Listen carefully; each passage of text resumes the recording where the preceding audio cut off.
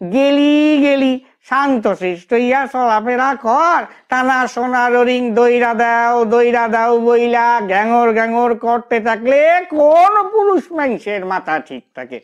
ওই লঙ্কাকাণ্ডের জন্য তাহলে আপনি সীতা দেবীকেই দায়ী করছেন?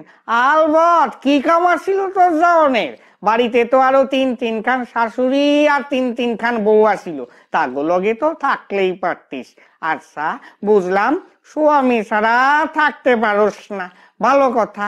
গেলি গেলি শান্তশিষ্ট ইয়া চলাফেরা কর, টানা সোনার রিং দইরা দাও বইলা গ্যাঙর গ্যাঙর করতে থাকলে কোন পুরুষ মানুষের মাথা ঠিক থাকে? না না, আপনি ভুল করছেন। সোনার হরিণ তো সীতা দেবী ধরতে চাননি, ভালো লেগেছিল তাই হয়তো পোষবার জন্য। শুধু পুষতে দিলে সীতার পোষাইতো না, রামচন্দ্র ধরতে পারে নাই তাই রক্ষা। দইরা না দিলে পরে তোর সেই দিনই শাল ছাড়াইয়া সোনা গলাইয়া বাইর কইরা যত খুশি গহনা কাটি বানাইয়া লইতো।